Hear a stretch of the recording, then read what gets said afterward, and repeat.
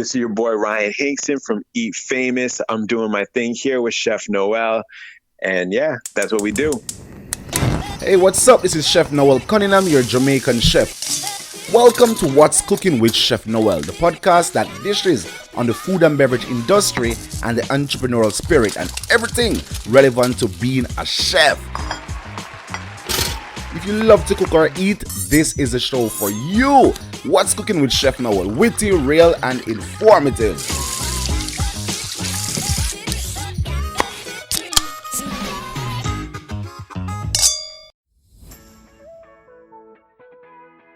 Have you ever wondered how these influencers make it big on the internet? Or how do they survive? How do they make money? How do they live? Well, guess what? You're in luck. Or just in case you yourself want to make it big on the internet, this is your chance to learn how. Because you'll be learning tips and tricks to be self-made on social media from one of Toronto's top Instagram sensation, Ryan Hinkson. Ryan is the curator of the Instagram account Eat Famous. Let me tell you, the Eat Famous Instagram account will have you drooling as Ryan shares culinary delights at the dopest in Toronto with well over 275,000 followers. Eat Famous has become one of Canada's biggest food blogs. Ryan is also the co-creator of Holy Chuck's Eat Famous Burger that has been viewed, shared on Facebook over 15 million times. The Eat Famous hashtag created has been used over 4.3 million times on Instagram. He has made multiple appearances on City TV Breakfast Television and a guest judge on the TV cooking show Menu Matchup. Ryan will share key insight and his personal journey to becoming famous and sharing famous dishes from across Toronto.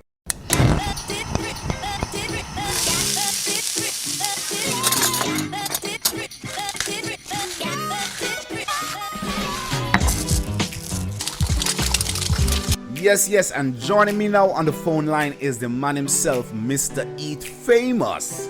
What's up, bro? I am good, man. Thanks for having me. Life is blessed. I can't complain. I know things are crazy. Yes. It might even sound crazy to say life is good right now, but personally, I'm great, man. Thanks for having me on. I really appreciate you. Man, and I appreciate you more, for stopping by and everything like that. So today we're talking food, we're talking Toronto, we're talking being an influencer, what it means and what's happening, because these days everyone want to be famous, everyone want to be the number one sensation on the internet, and that's something that you have done for yourself now for the past 6 years, right? Yeah, going on 7 years now. Yeah, look at that. So where did this whole thing came from? Like, where did this Eat Famous came from? Because first you're just this simple guy Ryan, right? Yeah. So, what's funny is what Eat Famous is today. If I'm talking truthfully, it wasn't the plan. My boy, a good friend of mine, Terry Diaram, he had a plan for a business project that he was putting together, and he knew that I had a background in marketing and that I also have a communications background. He had seen some articles that I had written for an online magazine, and he reached out asking me to handle some social media for this business that he was creating. And that's what led me to start taking pictures of food and messing around with Instagram. Before that, I didn't even have a Facebook account, to tell you the truth. I was not a social media guy at all. And also when I started, the things that I do now, like working with brands and creating content for restaurants and different companies, nobody was doing that. I'm not saying I was the first, but it was really just sharing. Yeah. So I can't even claim to be a genius and say that I saw what's happening today and that it was a big plan. I just kind of rolled with the wave, Yeah. And then it was like, so what was the moment when things started like taking off for you? Like, you're like, whoa, this is it. Like, I like this.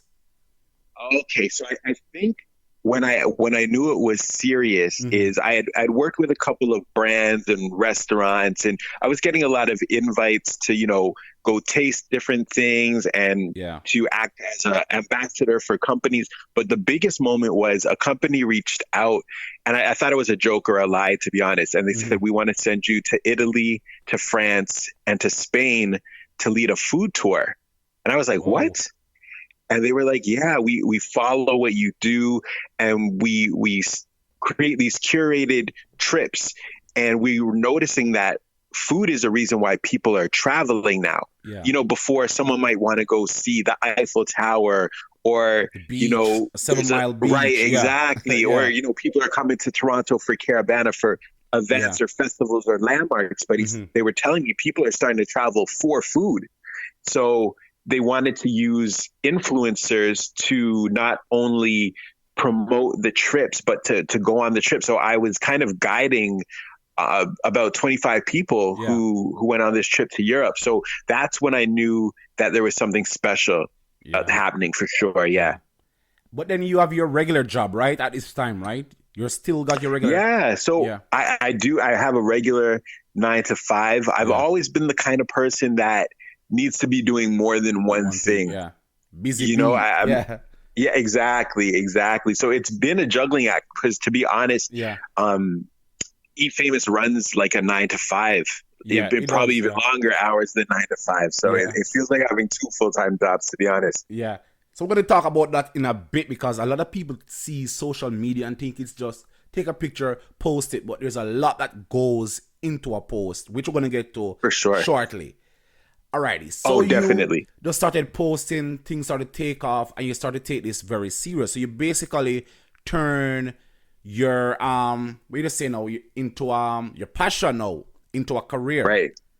That's what you basically do now, because it's like your life. So you're no more this Ryan anymore. You're Mr. Eat Famous. That's what they call you, right? It's crazy. I've been in the mall and someone will bawl out, Eat Famous. And I'm like, yo, that's mad to me. Like, there's people will stop me in the streets. For me, it's just Instagram. You know what I mean? Like, I don't take it. My head's not big. I'm a regular person. I have just a family and friends, and I live a regular life. But to know that there's people out there who follow and support, and also just being an influencer of color in the city, a black man specifically, that's true. in this realm.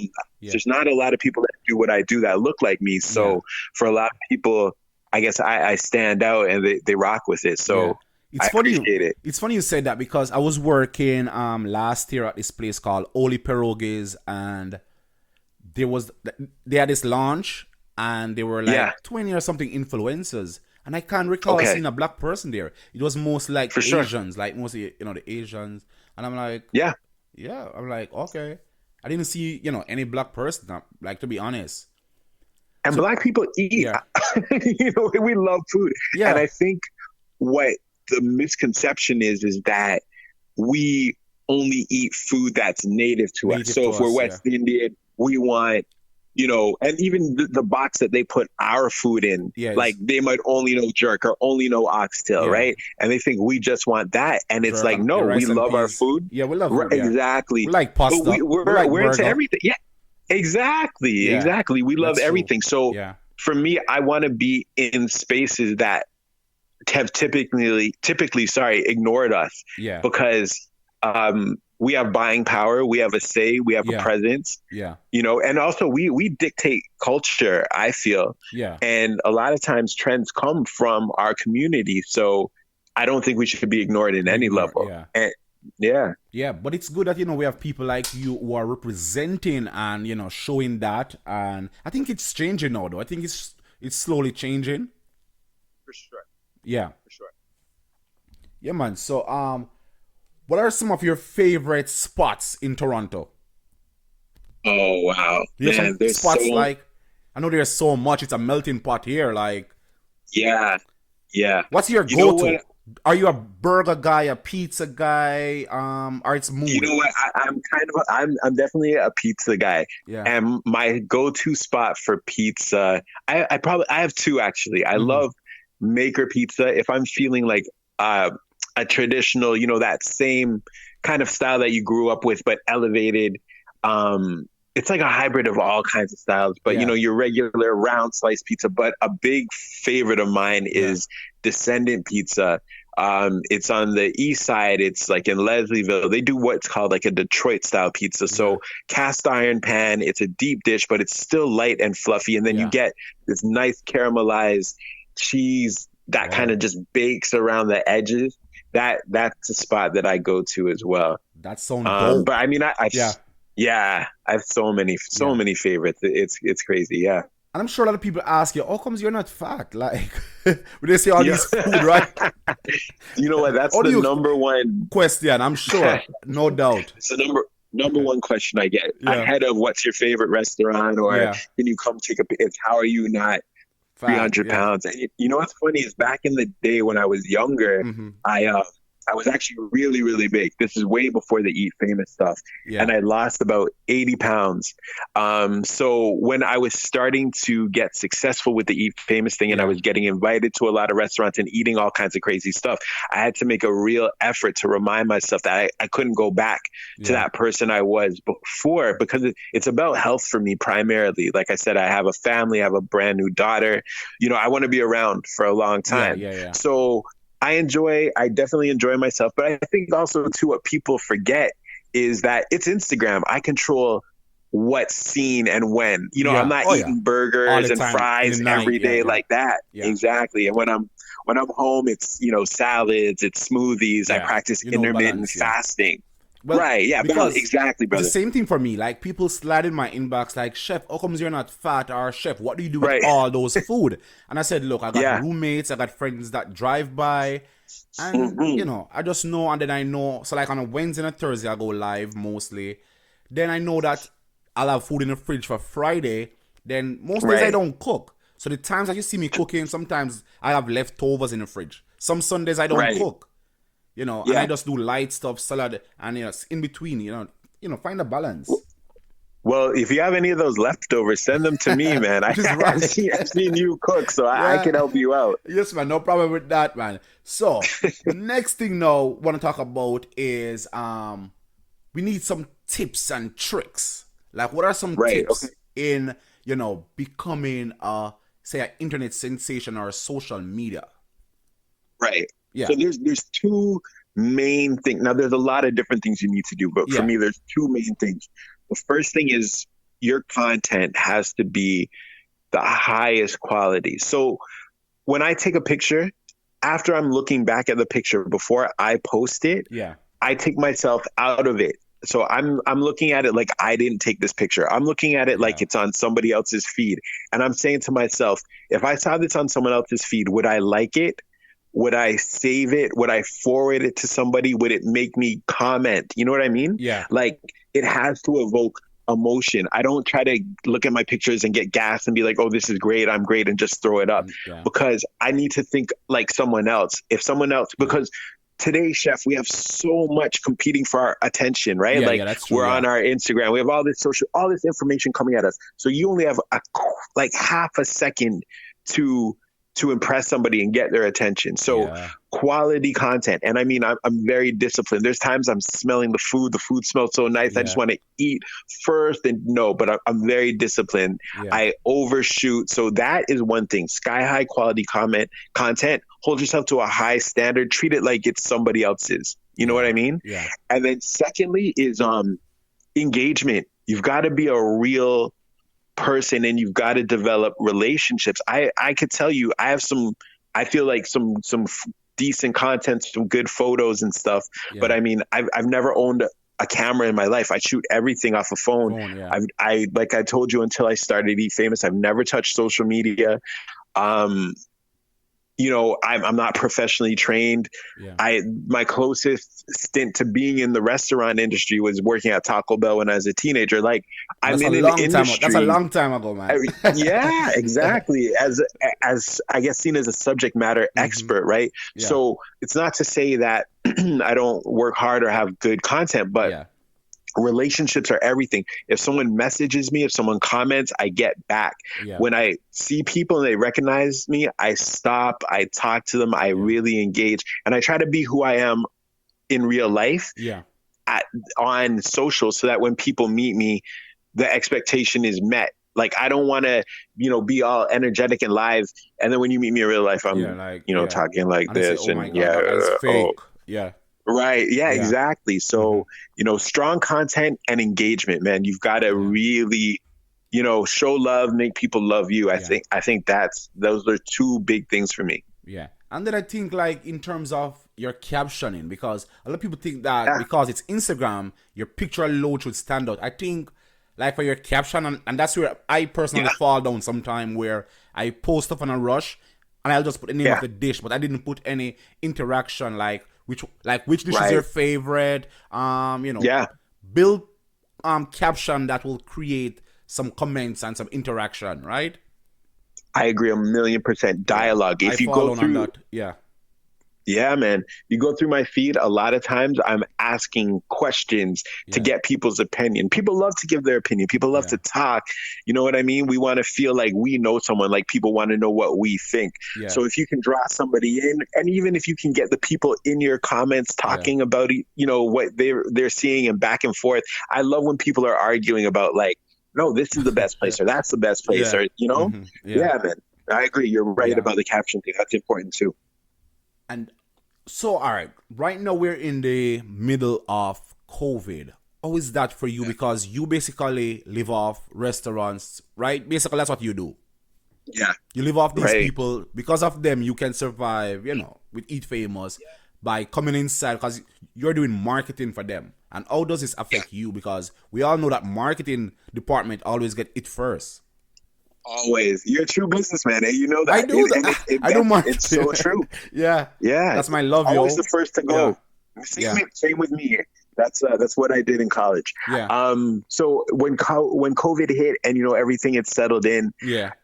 And we didn't know what was happening. I mean, aside from obviously making sure that these businesses survive, because I do work with a lot of large corporations and places that have chains and multi-million coming in, but I mean my heart is in local restaurants and businesses, people that own 1-2 locations, people that have just started from the ground, right? So I mean the first thought I had with COVID, aside from my business model, was like, I just need these places that help build me up to be there.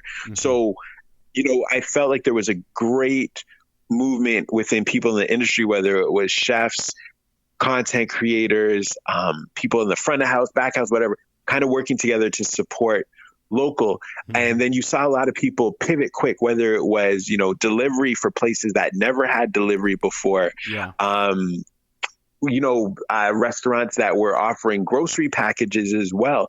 So you saw them taking quick and decisive actions. And oddly enough, although it's been a very, very rough time, and my heart goes out to anyone who's been impacted financially, lost a job, especially those who have been hurt physically, whether it's them being sick or losing a loved one.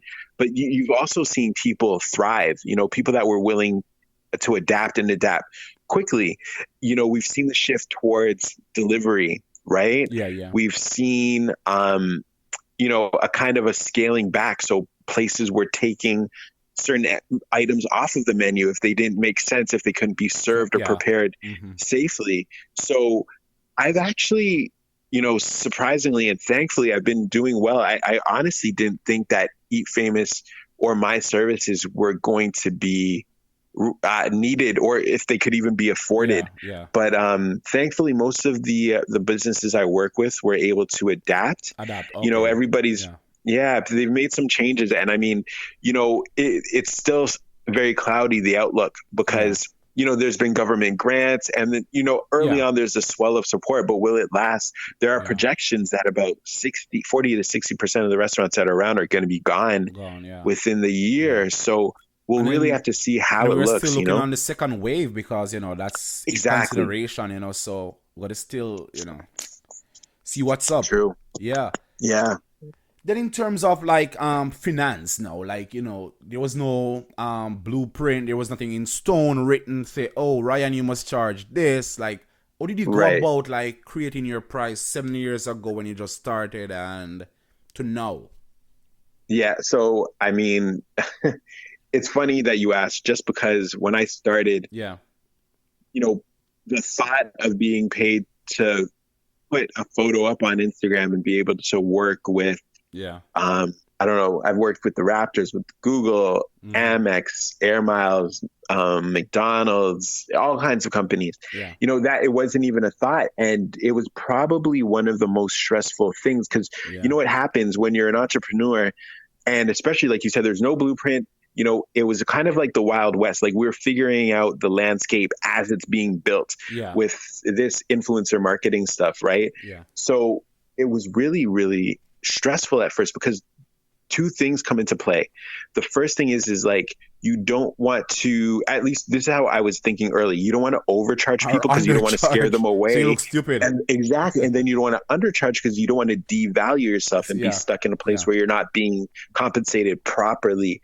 So a lot of Google, a lot of trial and error, a lot of, leaning on friends who, or contemporaries who were also trying to figure it out. Big shout out to my guy, Marcus Troy. He is a legend in the marketing world here in Canada. He's out of Montreal.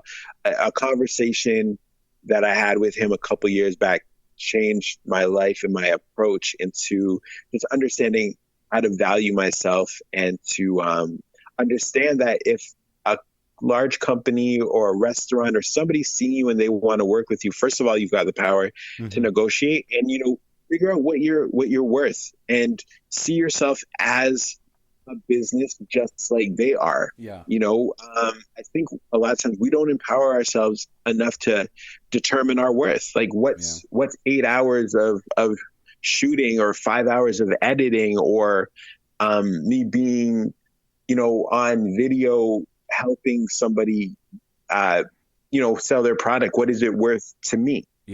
It's getting better in terms of information out there that will let you know, hey, you have X amount of followers or your engagements like this. I was going to ask that if, because like, say Marcus Troy now has like 30K, you have like quarter mil. So I guess you would maybe charge, way more than he would. Yeah, well, it varies. I mean, in some cases, so you're talking about,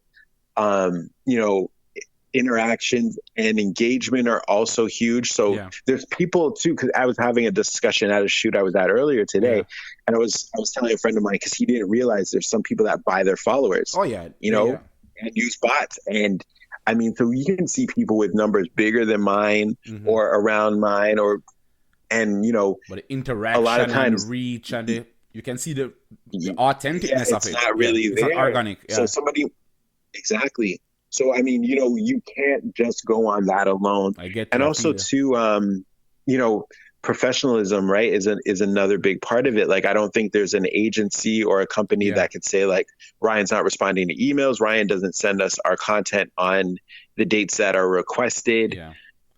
So along with the number of followers, it's also how you're kind of conducting yourself, even just the tone and the feel, your interactions. Like, are you a consistent poster? Are you, saying, and I mean, I speak my mind very, very openly and clearly. Like during Black Lives Matter, I was very, very vocal. So continue to be, and I lost followers for it. But am I projecting an image that, companies are comfortable partnering with? So I don't think you need those people anyway. I don't think you need those people anyway. Trust me, you're right. And you're not the only one who lost followers. Right. Like, you're not the only one. I see some celebs who lost some people, and I'm like, yeah. So basically, you're saying that this is not just a thing where you just get up and just post. There must be some level of professionalism in it. And what do you think about the word, even though you influence people? I see that you guys now using digital creator. Yes. Yeah. I think that came about because there was a little bit of a period of time where people, whether you were considered an influencer yourself or you were outside of it, it almost seemed like a term that was like self-glorifying, On which one? And on the influencer. Yeah. Where it was like, you don't want to come off as like above people, or you're leading people, or you're telling people what to do. I've always said that I feel like the people that follow me, I want to see them more as like friends and fam. Like, I mean, my day ones, the ones who comment on everything, the ones who really, really support and show love. I don't want to say that like I'm anyhow better than these people. So I think, and then also I feel like terms like digital creator, they're a little more specific. And as influencers are moving, right. And as a lot more influencers are working with companies beyond just posting, where we are helping to develop ideas and roll out concepts, I think you want titles and descriptions that are a little more fitting and a little more specific to what you bring to the table. A new partner of mine is HVC Hudson's Bay, and they've been incredible in terms of asking me for input on campaigns and making sure that I'm comfortable with messaging. Nice. And so you're getting true partnerships, as opposed to a lot of times large companies will just be like, we want a photo of this and that's posted on this date, and that's it, and there's no dialogue, right? So I think like influencers, it's kind of broad, and I think some people felt like it was a little bit shallow. To me, I don't get really hung up over words once I know tone and intent. And a lot of times you just know we as people, we always feel like we need to label things, right? So I fall under both. I feel like I'm a digital creator. I know I'm an influencer because I know if I put up food from a certain place, people are going to go. So I'm influencing a decision. I don't look at it badly.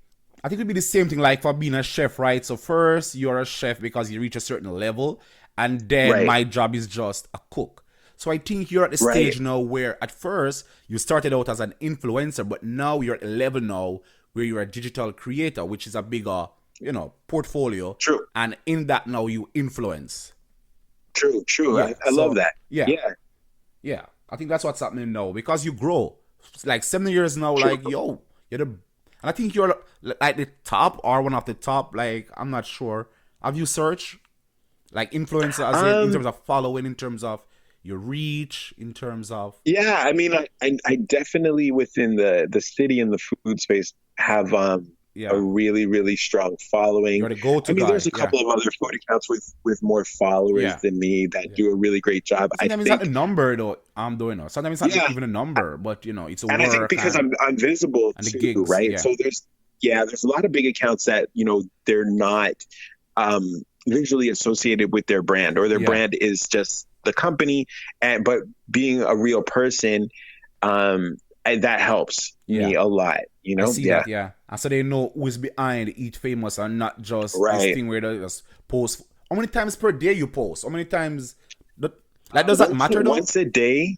Yeah, so it's funny. Before, when I was growing and really trying to grind out, I was posting 3 times a day. That's what they told me. 3 times a day, and I'm like, yo. Yeah, but I feel like that's a lot. And again, we spoke earlier about so much competing noise. So yeah, we do have to have a presence because we don't want people to forget about us. But at the same time, you don't want people to get sick of you either. So there's balance. And I feel like I'd rather post. Now I don't even post every day, but so maybe every other day or every 2 days. But I'd rather have something strong and impactful than a bunch of just mediocre stuff every day to fill some quota, But I think what these people do now with social media is, if I like your post a lot or comment, interact with you, then I will see your stuff in my feed. But the moment I don't really, then I don't see it. They try to tailor what they think you might want to see. Yes, that's what's happening now. And is it just Instagram that you focus on, or that's where your clientels are, because it's digital, so it's better for Instagram? Right. So for me, I definitely, Instagram is definitely what butters my bread. But I mean, like you have to have a presence. But you definitely have to have a presence most other platforms, just because a lot of times, you might hit new audience members that aren't on other platforms. I know with some of my clients, they might want an Instagram, but they also may want me to tweet something, or, I host things on Facebook Live.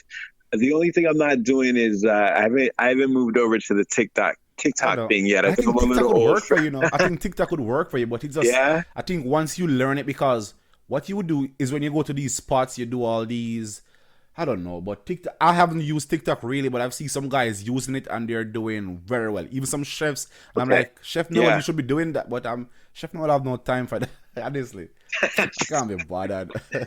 Yeah.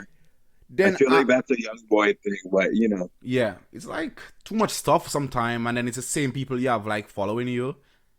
Right. And I'm like, I can't be bothered. For me, I think for now, Facebook work for me because really and truly, it's older folks on Facebook, and the older folks will buy a cookbook, will buy my marinade, they will like and share stuff. You find on Instagram, you find the younger people, but they didn't buy nothing, and I don't really have a restaurant now for them to really come to. But I still keep my presence on Instagram. But for me, Facebook is working for me. And it's good that an influencer can see where their traffic is, right? Because it might not be Instagram. It can be Twitter. True. It can be Twitter. Alrighty, so quickly, what is the food trend now in Toronto? We know we're in a pandemic and people mostly ordering. Do you see a food trend now, summerish? So the big trend I see right now is fried chicken. Yeah. That's a classic though. That's a classic that never goes away, but it's back. And I know for some reason. Fried chicken. Yeah. And I mean, it's interesting because Canada, I guess, doesn't have roots in traditional American or US style fried chicken. For me, my favorite fried chicken comes from West Indian restaurants. Initially, like a Jamaican style fried chicken. Like my family's from Barbados, but like that kind of fried chicken that I'm getting myself. That means you gotta try my but I need some fried chicken too. That means you gotta try my fried jerk chicken then. I gotta make you that. Any day of the week. Yes, man. Any day of the week. That's a good one. Okay, I would love it. But yeah, I'm seeing a lot of fried chicken sandwiches, and then I'm also seeing a big trend. And again, we go back to the COVID thing. Is restaurants also making their signature dishes available to be made and prepared at home by the consumer. Yeah. So I think a lot of there's always going to be trends based on, flavors and ingredients that'll never go away. But I think because of the nature of what we're going through, we're seeing more trends that are focused on how we're preparing, how we're consuming foods. Yeah. So you guys heard it. Fried chicken is back. It's a new trend, and even I see lots of burgers now these days. Oh yeah. And mostly fried chicken burger. Yeah, fried chicken sandwiches, and then there's like the whole smash burger style, where it's just the meat, salt and pepper, and the patty smashed on the grill versus, maybe something that's like a little thicker, where I know back in the day when we make burgers at home, you're putting a little egg in there and some flour and Worcester sauce and right. Yeah. Now you're just seeing a good cut of meat, salt, pepper, couple minutes on the grill, smash it down. And then also but back to the fried chicken thing, we're seeing a lot of big corporate things like the whole craziness with this Popeyes chicken sandwich and everything. Like it's bleeding into the fast food arena, right? Yeah. All right. So you mentioned that, and we like some controversy because we can't play it safe all day long, right? Right. So, true. The big food news on Twitter. I was going through Twitter and I saw that the Popeyes chicken sandwich is here in Canada, and I know it was in the US last year, August, and I see people fighting. I think people died from it. People walking off their jobs so stressed. I saw a lady drive her car into somebody who cut her off in the drive-thru. Yeah, people jumping through windows.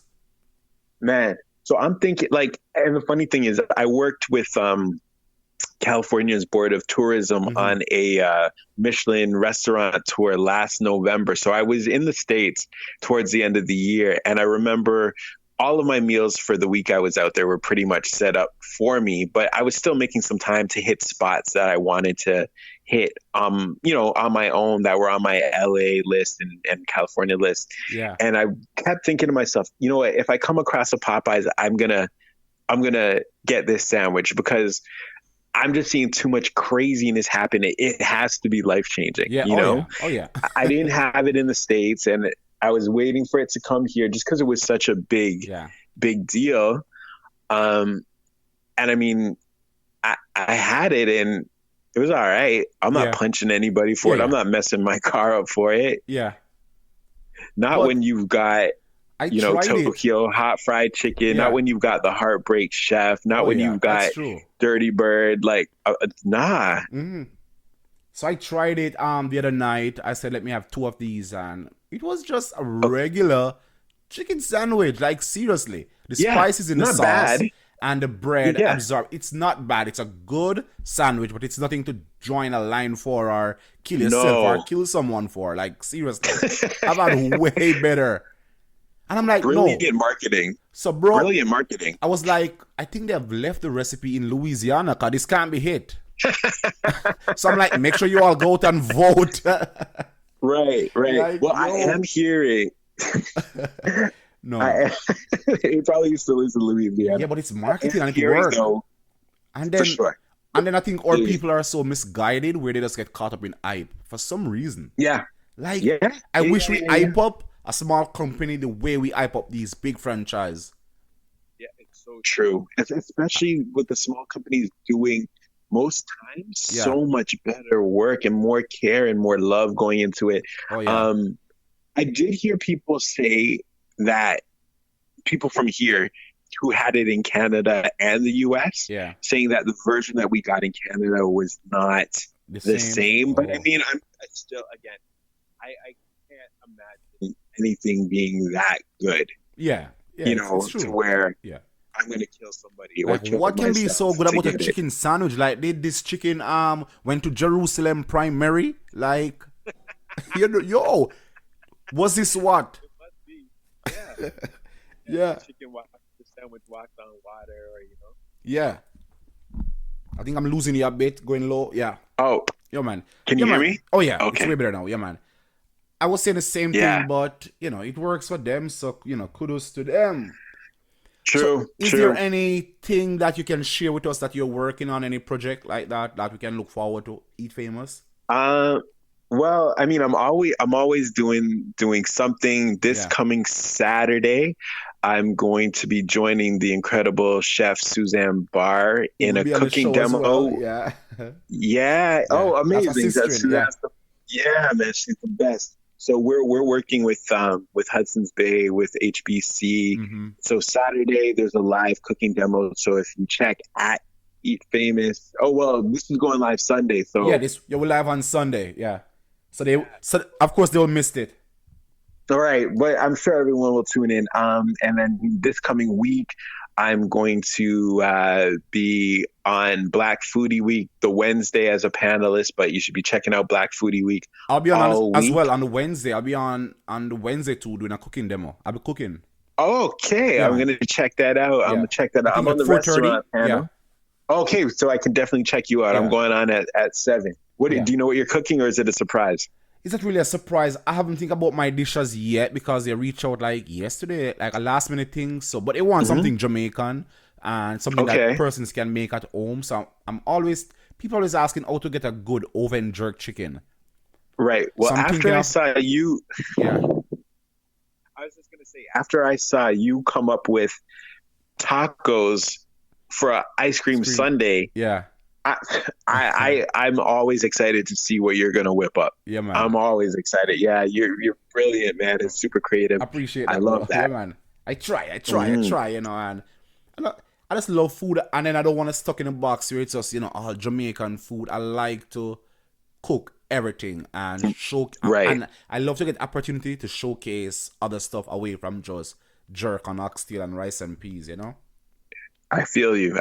Yeah. And we need it, man. We really, really need it. Yeah.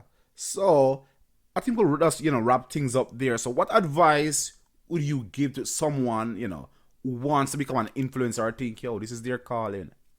As you said earlier, yeah. So what I would do is don't try to find like the area that's hot. Don't be like, oh, food's hot, I'm going to do food, or fashion or what. Like, do what you like, because there's going to be days where I know it looks glorious, but there's going to be days where it feels like work. There's going to be days where you get invited to a restaurant and you don't want to go. You know what? There's going to be days where you'd rather watch a ball game than sit and edit photos for a client for like 4 hours. So make sure that it's cool to say, okay, I want to be an influencer, but if you're passionate about something, it pushes you through when it's hard. So that's my number one thing. Don't just say, you know, I want to be big online. Figure out your passion, and then you'll be successful no matter what you do with it. Yeah, man. What that moment felt like for you when you got that blue tick? Yes. Yeah. Yeah. Congrats. That's a big deal. I appreciate it, brother. Yes, Thank you. Yes, man. Thank you. To be honest, if I can be honest, I thought it was a little overdue. I think so too. Honestly, I was expecting it a while ago. Yeah, but I'm not mad at it. You know, a lot of hard work went in it. Everything, nothing before its time, right? Yeah, that's true. Yeah, man. And then I see, you know, Black Food, who she'll also be on the show as well. She's doing her thing, and I love to see that. I love the unity. And even with you, Chef Latoya, myself, Susan, everyone was there. I love those stuff. You know, Chef Adrian, Me my too. boy as well. I just love that. I love the unity. Up. And, you know, we're all one. It's all one blood, one For sure. love. Alrighty, Trust me. Yeah, man. So bless up my bro, and, you know, thanks for stopping by and bless up the place. And I hope, you know, that someone will be inspired by your story and, you know, make your story change. I hope so too. Yeah. It's a pleasure. It's so good to connect, and I'm waiting on that fried jerk. You can't throw that invitation out and not come through, you know.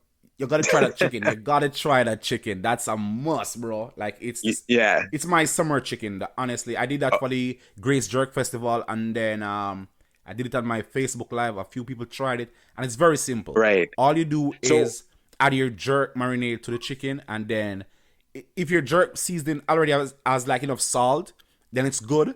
Mm-hmm. All you do now is soak it in some coconut milk and let it stay. Got you. Then now you're going to dip it in some coconut flour, which is just flour and some coconut powder with a little more jerk seasoning, dried jerk in that. That's all you do. So the chicken now inside the flour mixture, and you fry it until it's golden. Boom. Trust me. It's simple but delicious. I need it. I need it. I'm sold.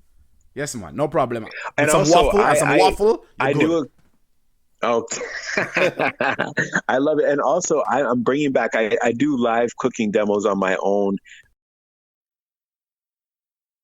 Alrighty, so I think we lost him there, but what he was saying is that he also does live cooking on his Instagram every week, so you can head on over to Instagram and check that out. You can also follow us on Instagram at What's Cooking with Chef Noel, and to follow me, it's at I Am Chef Noel. Thank you for listening, and thanks again, Ryan, for joining us this week for this very informative, topic on influencers and what it means, what it takes to be an influencer, and how you can make a living from it as well. And just a few little housekeeping matters before we go. We're also on YouTube. Remember to check us out on iTunes. You can follow. You can leave a review also on Spotify as well. And remember to share it on WhatsApp, Facebook, Instagram, Twitter, TikTok too. Well, I'm not sure. Who knows? So make sure you send it out to your friends. Thank you for listening again. And guess what? Until next time, see ya.